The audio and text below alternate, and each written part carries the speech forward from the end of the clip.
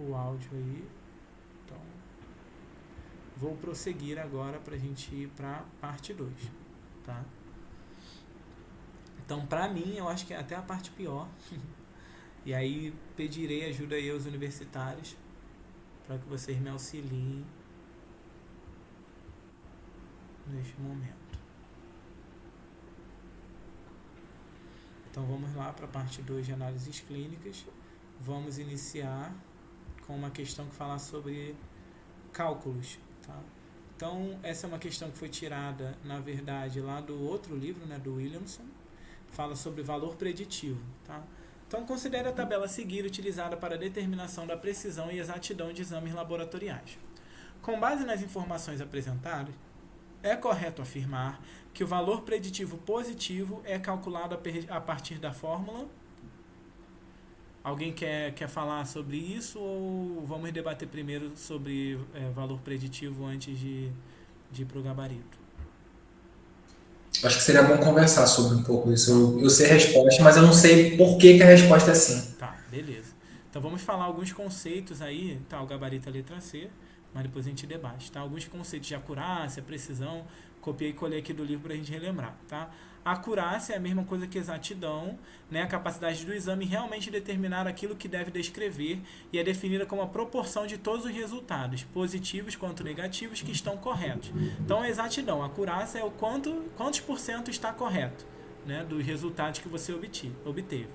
E a precisão é a mesma coisa que repetibilidade, né? A capacidade do exame repetir o mesmo resultado, mesmo que ele seja errado, né?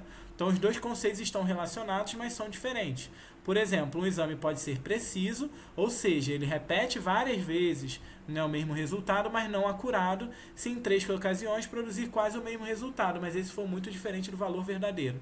Isso já aconteceu comigo. Teve aqui no hospital, né? A gente sempre faz exame dos militares para controle periódico de saúde. Vocês vão passar por isso.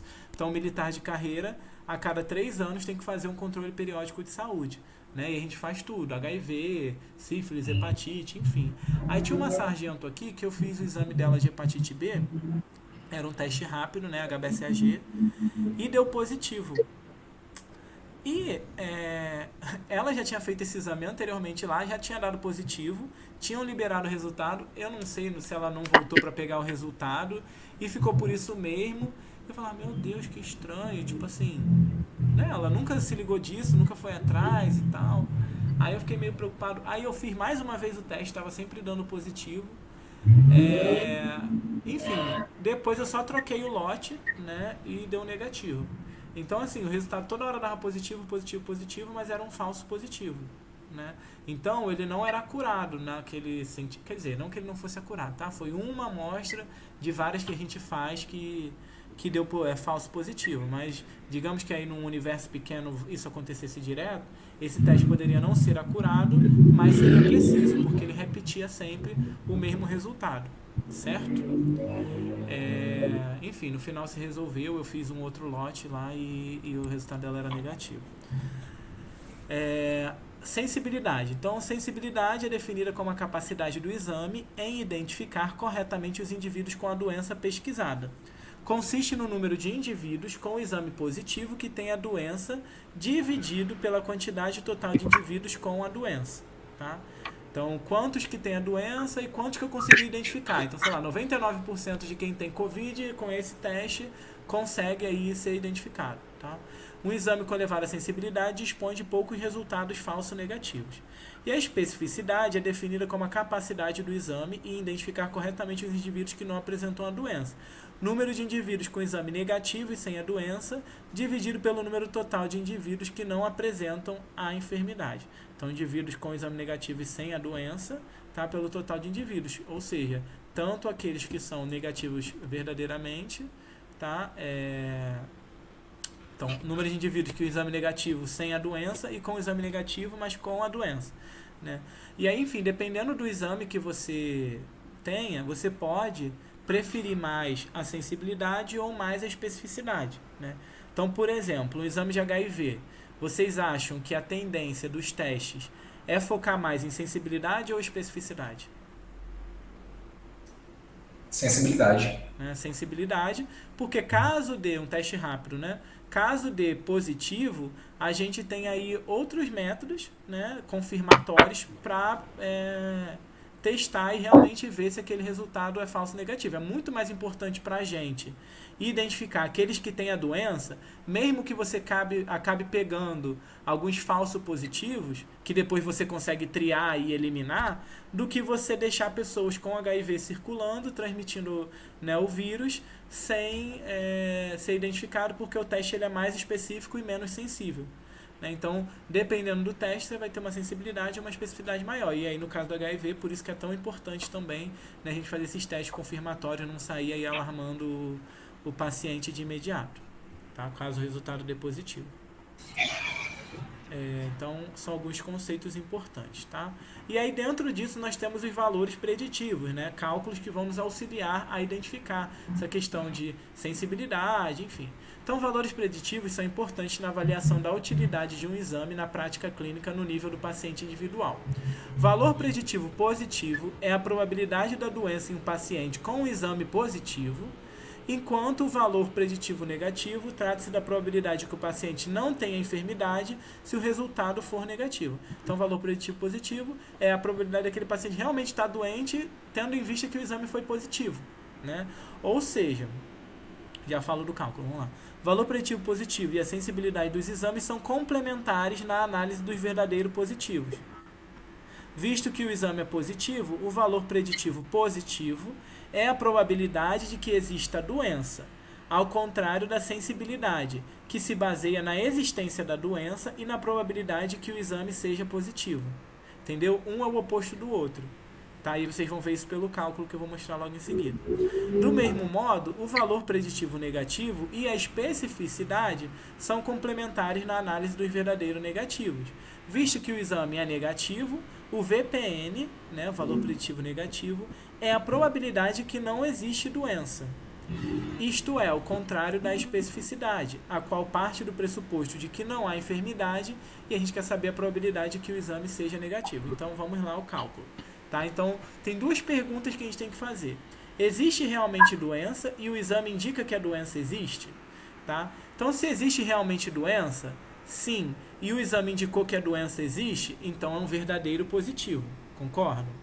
Agora, se não existe doença e o exame indicou positivo, indicou que a doença existe, é um falso positivo, que foi o caso que aconteceu com a sargento que eu falei, né? E aí, nesse caso, o valor preditivo positivo, tá aqui embaixo o VPP, ele é o número de verdadeiros positivos dividido pelo total de positivos, tanto o verdadeiro quanto o falso positivo. Né? Então, é uma porcentagem de quantos positivos são verdadeiros. Isso é o valor preditivo positivo. Né? Enquanto...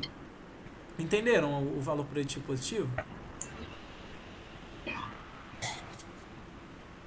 Sim, Tá. E o é valor preditivo... muito positivo, negativo, positivo. Mas vamos lá, agora vamos falar o negativo, que é a mesma coisa, tá? Pra gente pensar de novo. Então, o valor preditivo negativo, por outro lado, vai ser então a porcentagem dos verdadeiros negativos sobre o total de negativos, tanto falsos quanto os verdadeiros. Então, o valor preditivo positivo é meio que não, é uma porcentagem de quanto que daquilo ali é verdadeiro positivo. Então, 99%. Então, 99%. Então, significa que a cada 100 testes, tá? 99 deram positivos e um só deu negativo. Entendeu? Quer dizer, e um só deu falso positivo. Tá? Então, é a probabilidade que um exame deu positivo e realmente ele é positivo. A pessoa realmente tem a doença, de um total de positivos. Excluindo, então, por exemplo, aquela minha sargento que, na verdade, deu positivo, mas não era positivo. Deu pra entender, gente? Ficou muito confuso. Esse, em específico, eu vou gravar, porque quando eu não entender muita questão, aí eu vou acabar errando. Eu não sei Coisa se que eles cobrariam novamente isso, tá? Eu acho que saber os conceitos talvez seja mais importante que exatidão, sensibilidade, tá? Mas é isso, verdadeiro positivo, valor preditivo positivo é a porcentagem de quantos exames, tá, que são positivos e são de verdade, no total de exames positivos. Lembrem que nem sempre um exame positivo ele é verdadeiro. Às vezes ele pode dar positivo, mas é um falso positivo. Então, o valor preditivo positivo é: posso confiar nesse exame? Meu exame deu positivo. Ele é um verdadeiro positivo? Qual é a porcentagem dentre os exames positivos que são verdadeiros? Tá? É isso que é o valor preditivo positivo. E o valor preditivo negativo é: meu exame deu negativo. É um verdadeiro negativo? Será que tem chance desse exame ser falso, né, negativo, e eu tô com a doença? Então dentre um universo de negativos, entre os falsos e os verdadeiros, qual é a probabilidade do meu exame ser verdadeiro? Né? Então é uma porcentagem. Você vai pegar todos os negativos e você vai pegar o número de verdadeiros negativos e dividir por esse total. E aí você vai encontrar a probabilidade de que teu exame esteja correto. Tá? Não vou entrar agora no cálculo sensibilidade e especificidade não, se eu acho que não, acho que vai enrolar muito a mente de vocês. Mas enfim, tá? Só pra gente relembrar aí alguns conceitos importantes de análises clínicas. E é uma coisa legal assim no dia a dia, quando a gente pega o teste pra ver, porque isso às vezes acontece no dia a dia, pelo menos assim, comigo como farmacêutico, acontece às vezes do médico vir questionar. Somente agora, início do ano, teve muito caso de dengue, né? E aí os testes de NS1, os que a gente tinha pelo menos, eles não são muito sensíveis, sabe? E aí os médicos ficavam falando que tá errado isso, porque eu tenho certeza que a pessoa tá com dengue, e não sei o que lá, e tudo dá negativo. Enfim, aí toda hora tinha que pegar, aí pegava a bula do teste, mostra pra ele quanto é a sensibilidade, quanto que é a especificidade, tem que ficar explicando o que é a sensibilidade e especificidade. Né? Então, assim, é uma coisa que na prática acaba sendo bastante útil pra gente. Enfim. Vamos lá, agora seguindo para uma parte que aí sim eu julgo muito importante, que é a parte de pré-análise, tá? Então tem uma questão, e foi do ano que eu fiz a prova, que fala sobre fatores pré-analíticos. Então fatores pré-analíticos, como variação circadiana, postura e estresse, podem interferir nos resultados das análises, e os pacientes devem ser corretamente orientados, de modo a minimizar possíveis erros. Assinale a alternativa que relaciona corretamente um exame e sua interferência pré-analítica. Letra A, aldosterona, nível mais baixo pela manhã, entre 6 e 8 horas. Letra B, insulina, nível mais baixo pela manhã, entre 6 e 8 horas. Letra C, hormônio adrenocorticotrófico, ACTH, nível mais baixo à noite, aumenta com o estresse.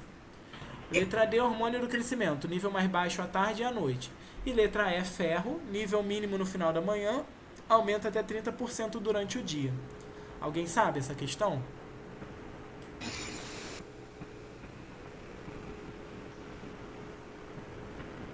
Então o gabarito dessa é letra C. Tá? Então vamos tentar relembrar um pouquinho, pelo menos, a função de alguns hormônios. Tá?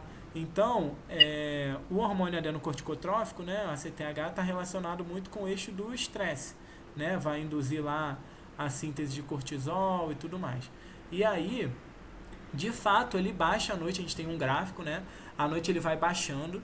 Por isso, inclusive, por exemplo, quando a gente está resfriado, doente, à noite a gente piora, porque o nível de cortisol está diminuindo, né? E aí o cortisol ele é um potente anti-inflamatório e tudo mais. Então, de manhã, quando a gente acorda, o nível de cortisol já aumentou, que inclusive é um dos sinais para a gente acordar. E aí a gente acaba dando uma melhora quando a gente acorda no nosso quadro clínico. Tá? Então, realmente, a CTH acompanha, né? O cortisol acompanha ele, então é certo dizer que o nível é mais baixo à noite e aumenta com o estresse. Tá? A aldosterona, por exemplo, vamos lá, eu tenho a tabelinha aqui.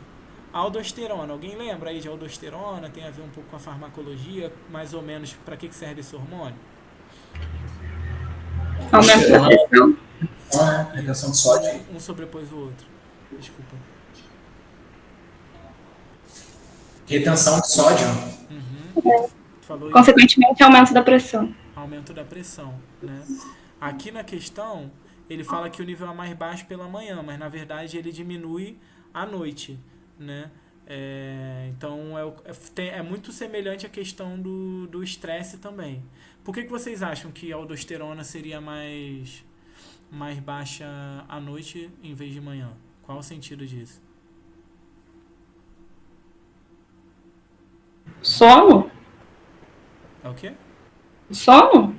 Sono, acho que não. Acho que tem a ver com a questão de talvez retenção de água também.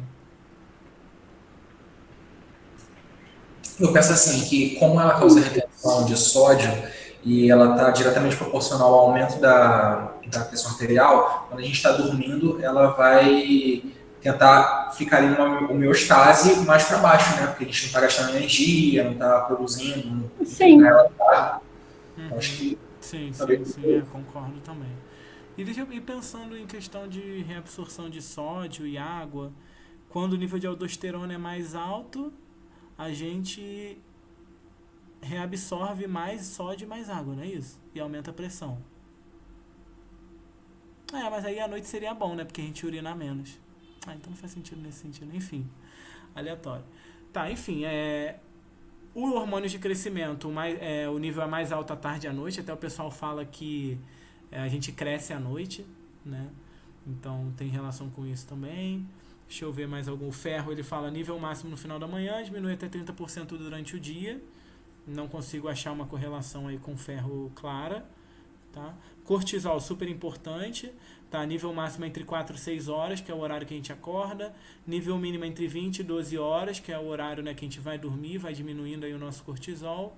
Nível 50% mais baixo às 20 horas do que às 8 horas. Aumenta com o estresse. Então, enfim, tem alguns hormônios aí importantes, tá? Mas nessa questão, só lembrando um pouquinho da função de um ou outro hormônio, né, dava um pouco para responder. Principalmente a letra C, que era a alternativa correta. Alguém quer acrescentar mais alguma coisa dessa questão? Enfim, então vamos dar continuidade. Agora, uma questão que fala um pouquinho sobre tubos, né? O trecho a seguir se refere ao uso de anticoagulantes em exames de sangue. O anticoagulante tal, anticoagulante de escolha para a contagem de células sanguíneas e para a morfologia celular. Qual é esse anticoagulante, gente? Contagem de células, É morfologia. DTA. É DTA, né? Está disponível nos tubos com tampa lavanda, né? O tubinho roxo. Para exames de coagulação, um tubo com tampa contendo citrato de sódio, é comumente utilizado porque ele preserva os fatores de coagulação lábeis. Qual é esse tubo? Qual é a cor desse tubo? Azul. Azul Azul claro. claro, isso. Tubos com tampa preta contém, aí já matou a questão, né? Citrato de sódio tamponado e em geral são utilizados para velocidade de hemossedimentação. Lá no hospital a gente acaba, eu não vou falar vou falar para não, mas não confundam, tá? A gente usa o tubo de EDTA também. Vocês usam qual, João, por exemplo? Para fazer VHS preto? A gente tem os dois. O ideal é para fazer com a tampa preta, mas quando usa o EDTA, né, segundo a literatura, tem que diluir um pouco a amostra, porque a proporção não fica diferente. Mas não interfere em nada, na Vou até realidade. Né? pesquisar, Já, porque eu acho que o pessoal não dilui nada. Enfim. Mas lá a gente também tem o tubo preto, mas acaba também usando Lá onde eu ambos. estagiava também não. Pode falar. Lá onde eu estagiava também não diluía, não. E usava EDTA. Usava não, usa EDTA. Tá, então menos mal. Tá, beleza. E agora, tubos com tampa, em geral, são utilizados para dosagem de glicose porque eles contêm um preservativo ou agente antiglicolítico. É o tubo com a tampa cinza. Isso de glicose também, gente, assim, o que eu tô falando agora é off, tá? Não levem isso pra vida, não. Às vezes a gente usa o tubo amarelo também, com um separador. Vocês também? Pra glicose? Ou obrigatoriamente usa um tubo cinza? não, a gente O vermelho. usa O o vermelho, o normal, amarelo, né? Que eu acho que dá na mesma coisa. o amarelo É, de um separador. não usa assim, não. Porque dizem que o separador ele já tira as células dali, então não consumiria a glicose. Né? Eu acho que o racional é esse. Enfim, que aí não precisaria do agente antiglicolítico. Qual é esse agente antiglicolítico normalmente que se usa? Vocês lembram? O fluoreto de sódio. O Fluoreto. fluoreto, né? Tá, beleza. Então, gabarito letra E. Aí coloquei aqui alguma informação de alguns tubos. Então, o tubo vermelho normalmente é o tubo sem anticoagulante, então ele coagula realmente, utilizado para soro, bioquímica, né? Então a gente obtém o soro a partir dele, uma vez que vai se coagular o sangue, tá? E aí tem alguns tubos que tem o ativador de coágulo. O tubo amarelo também, muitas vezes, ele é utilizado, né, no lugar do tubo vermelho. Temos o tubo lavanda, que é o que contém EDTA, que a gente falou que é muito usado para plasma, hematologia, porque ele mantém aí a morfologia das células. Tá? Azul claro, o tubo clássico aí com citrato de sódio, utilizado para coagulação. Tubo preto também com citrato de sódio para VHS, principalmente. Tubo verde é o tubo com heparina, tá? Também utilizado para plasma e bioquímica. Já vi desse verde também. Enfim, e aí eu coloquei aqui pra gente lembrar. Então, o tubo com tampa lavanda, roxa ou EDTA, hematologia, não interfere na morfologia celular, tá? Refrigerado, ele pode ser conservado até 24 horas. EDTA mais fluoreto, tubo cinza, tá? Então, pode ter tem um anticoagulante, mais um quelante de cálcio, né? Inibe a glicólise, dosagens específicas de glicose para lactato. Geralmente lactato aí sim, a gente usa o tubo fluoreto, tá? Bicarbonato, plasma, volume de amônia, enfim. Heparina, anticoagulante, não mamíferos, bioquímica seca. Ativador de coágulo, né? É o tubo quando a gente quer obter o soro.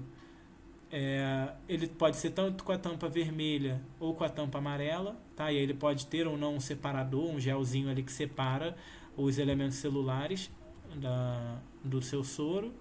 Citrato de sódio, né? O tubinho com a tampa azul para coagulação, TP, TTPA. E o tubo com a tampinha branca sem aditivos, tá? Para dosagem de minerais, a gente usa muito para isso, para alguns minerais lá, flúor, chumbo, não sei o que, enfim, tá? É isso, tá? Então, umas informações importantes de tubo. Lembrem aí dos mais clássicos, depois deem uma olhadinha de novo nessa figura que eu acho que é importante, tá? E agora vamos iniciar bioquímica. Eu acho que eu vou... Quantos minutos está dando aí para vocês? Vocês conseguem ver quanto tempo falta para acabar a sala? Não? Acabou de falar que falta 15. Pra mim tá 14. Tá, eu acho que dá pra gente continuar então. Senão eu ia pausar e iniciava a outra sala.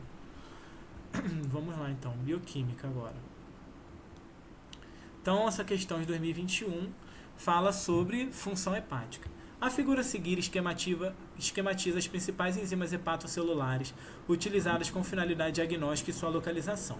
Em casos de lesão canalicular, né, a famosa colestase, espera-se observar um aumento em quais enzimas? Aí essa questão foi dada praticamente porque eles botaram a figura, né?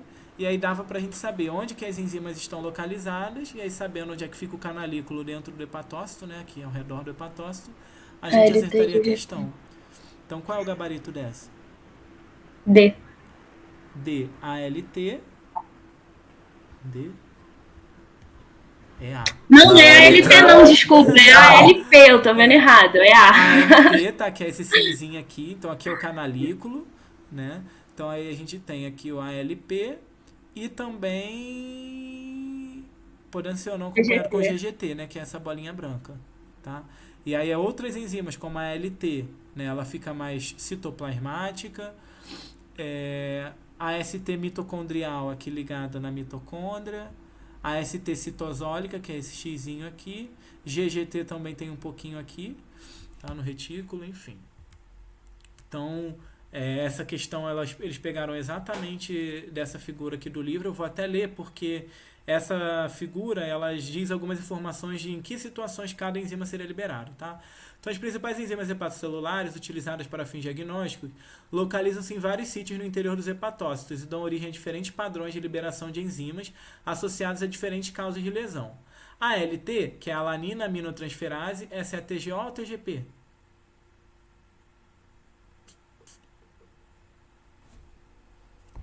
Lembra? É o quê? Não entendi. ALT. É a TGP. É TGO ou TGP? TGP. A LP é TGP. Tá. Eu tô te respondendo aqui e o tá. negócio tá em silêncio. Tá, TGP e a ST é TGO, né? Então a ALT e a isoenzima citoplasmática de AST são encontradas primariamente no citosol. Por isso que normalmente, quando aumenta TGO, aumenta TGP junto, né? Porque normalmente elas estão no mesmo local, tá? Diante de uma lesão na membrana, como ocorre na hepatite viral ou induzida por agentes químicos, essas enzimas são liberadas e entram nos sinusoides, elevando a atividade plasmática de AST e ALT. Então, normalmente, aí uma lesão por um agente químico, né, álcool, ou uma hepatite viral, a gente tem elevação de AST e ALT, tá? Que são citosólicos, porque destrói realmente a célula, o que está no citosol acaba extravasando. A enzima AST mitocondrial, que também é por causa do etanol, tá? É liberada primariamente em casos de lesão mitocondrial, como aquela causada pelo etanol na hepatite alcoólica, tá? Então, num caso mais grave aí, de hepatite causada pelo álcool, a AST mitocondrial é liberada. A fosfatase alcalina e a gama-glutamiltransferase, GGT, são encontradas primariamente na superfície canalicular do hepatócito, que era a questão que eles falavam. Na colestase, os ácidos biliares se acumulam e dissolvem em fragmentos de membrana, né? Então, aqui pelos canalículos passam os sais biliares, tá? Para depois serem armazenados lá na vesícula biliar. E aí, caso ocorra uma colestase, um cálculo ficou preso ali, acumulou a bile, rompe essa região, né? Dissolve um pouco ali o fragmento de membrana, liberando então a GGT e a LP. Além disso, a GGT também é encontrada nos microssomos anéis, tá? Fármacos indutores de enzimas microssomais, como fenobarbital e dilantina, também podem induzir o aumento da síntese e atividade plasmática de GGT. Então, algumas coisas importantes. TGO e TGP, né? Ou ALT e AST, encontradas no citosol, aumentam com hepatite viral e agentes químicos, tá?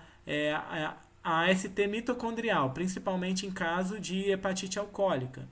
A ALP, né, que é a fosfatase alcalina, e a gama-glutamiltransferase é mais no canalículo, e quando elas estão elevadas é sinal aí de colestase, que era a alternativa que respondia a essa questão.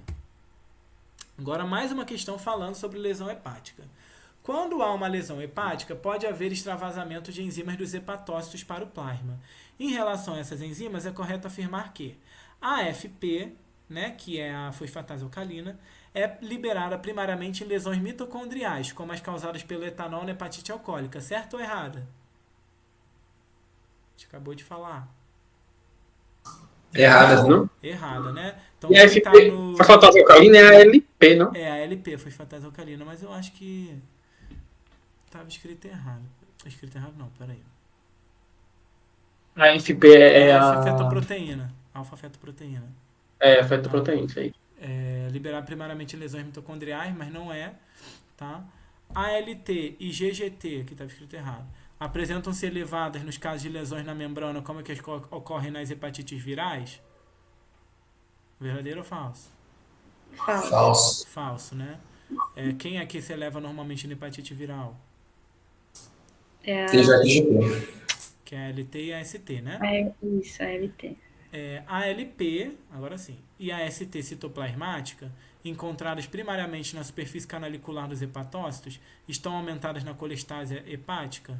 Falso, superfície canalicular Não. é GGT.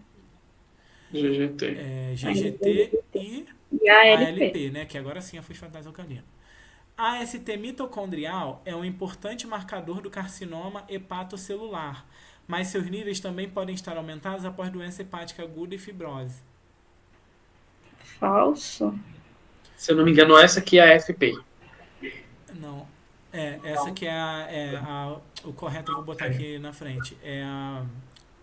Até porque a ST mitocondrial não seria doença hepática aguda. Seria se fosse que é crônica. principalmente de lesão mitocondrial causada, né, por hepatite alcoólica, né? E a LP hepática, cuja meia-vida é de cerca de 3 dias, é usada como marcador de disfunções biliares. Faz sentido, né? A gente viu que a LP ela está presente aqui nos canalículos e aí ela é um marcador realmente para disfunção biliar, né? Então, gabarito é a letra E, tá? E aí eu botei aqui. Então, a FP, na verdade, é um marcador de carcinoma, tá? Que era a alternativa à letra D, que é a alfa-fetoproteína, porém é inespecífico, tá? E a ST mitocondrial é levada em hepatite alcoólica, foi o que a gente falou. Aqui a letra B está incorreta, porque a LP e GGT, né? A LP e GGT que se elevam na lesão na membrana. Aqui também está errado, da colestase a gente já falou na questão anterior.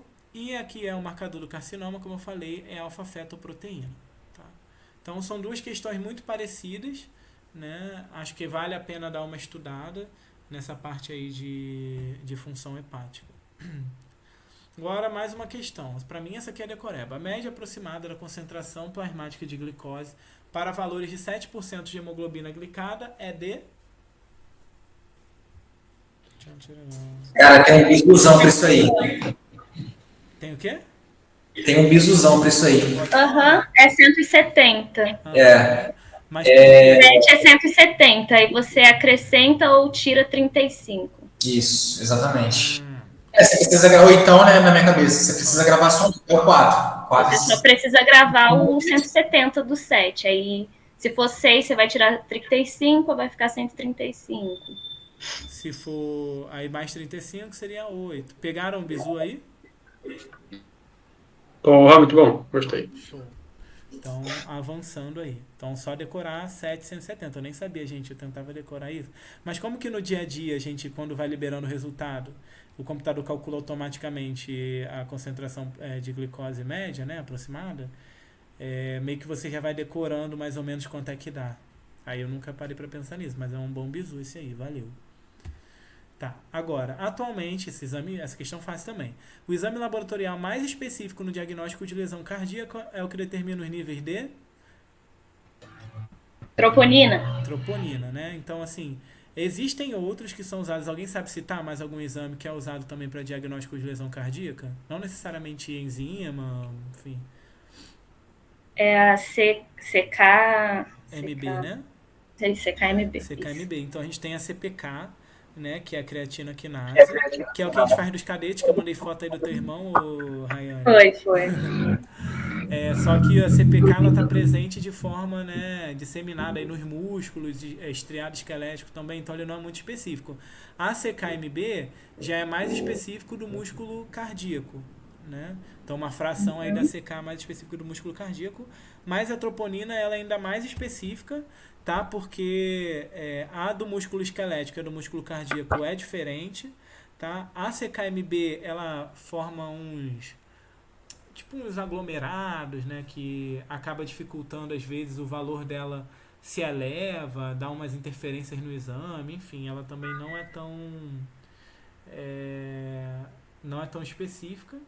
E tem a questão do tempo também, né? A troponina é uma das primeiras a se elevar ou é a primeira? Alguém lembra? Qual é o primeiro marcador a se elevar aí numa lesão cardíaca? Se eu não me engano, é a mioglobina. É a mioglobina. Mioglobina. E a troponina acho que é um pouco depois, né? A troponina depois, mas ela é a que fica mais prolongada. E aí normalmente a troponina é o que a gente usa aí como corte assim para definir se realmente a pessoa teve um infarto ou não. Se der negativo, dificilmente os outros testes dão positivo. Então, enfim, foi bom dar uma relembrada em algumas questões, enfim. Agora a questão da prolactina que eu falei. Os níveis de prolactina sérica podem aumentar em decorrência de fatores fisiológicos, distúrbios sistêmicos ou pela ação de medicamentos. Entre esses fatores, pode-se citar corretamente. Aí tem várias alternativas aqui. Alguém lembra dessa questão? Dei uma lidinha aí. Fatores que elevam, né, a prolactina. É a C? Não lembro direito, mas acho que é a C. Letra D, ó. É a D. Hipotireoidismo, doença de ovário policístico e ranitidina. Pra mim, essa questão decoreba pura. Ranitidina, eu nunca queria lembrar, até porque a gente nem toma mais, né? Chute, pra mim foi aí. Essa aí pra mim seria chute puro. Eu coloquei aqui pra gente lembrar, né? A prolactina, um peptídeo produzido pelos lactóforos, e ele é responsável por iniciar e manter a lactação, né? Quando está em nível aumentado em homens, por exemplo, anormal, o homem consegue produzir leite, tá? Ela é secretada de modo circadiano, níveis mais altos durante o sono, entre as 10 horas da manhã e o período da tarde. A secreção é pulsátil, com uma amplitude e frequência que não só variam ao longo do dia, como também são impactados por uma variedade de estímulos fisiológicos. Exercício, estresse, pós-prandial. A hiperprolactinemia, ou seja, o aumento, né, faz com que a prolactina aumente, atue na mama, estimulando a lactação, né? Ela ajusta aí o condicionamento pelo estrógeno, né? Também atua no hipotálamo para inibir a secreção do GNRH.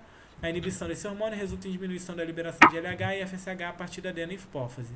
Nas mulheres, esse efeito provoca a diminuição da síntese e secreção de estrógenos e progesterona pelos ovários, bem como falha da maturação folicular ovariana, ovulação. Tá? E aí por isso que quando a mulher está amamentando, normalmente, né, os níveis de prolactina são elevados, diminui a secreção de estrógeno, progesterona, a maturação folicular, a mulher não ovula e aí tende a não engravidar normalmente, mas isso, tá, pode falhar. Nos homens, uma deficiência de FSH e LH causa diminuição da produção testicular e síntese de testosterona, além de cessar a espermatogênese. Tá? Isso quando a prolactina está aumentada e diminui o FSH e LH. Adicionalmente, foi sugerido que a hiperprolactinemia também pode estimular a produção suprarrenal, bem como afetar a responsividade imunológica, ou seja, né, gera aí um estresse generalizado. Então, causas de hiperprolactinemia. Então, fisiológico, sono, estresse, pós-prandialmente, dor, coito, gravidez, estimulação do mamilo ou amamentação. Tá? Já ouvi falar que realmente o pessoal que estimula a amamentação, mulheres botam bombinha e tal, isso aumenta o nível de prolactina. Tá? Distúrbio sistêmico, lesão na parede torácica, hipotireoidismo primário ou secundário, que na questão tinha, né? Insuficiência suprarrenal, insuficiência renal crônica e cirrose. Alguns medicamentos, fenotiazina, haloperidol, tioxantina, buspirona, olanzapina, risperidona, inibidor de mal, fluoxetina, amitriptilina, né? Já tinha ouvido falar da amitriptilina. Alguns antidepressivos, simetirina, ranitidina, que falava na questão, estrógenos contraceptivos orais, suspensão de contraceptivos orais, enfim, né? Então são uma série de fatores que podem levar à hiperprolactinemia. Realmente é uma questão um pouquinho capciosa, tá? Então não julgaria quem errou essa questão. Eita, caiu e eu não vi.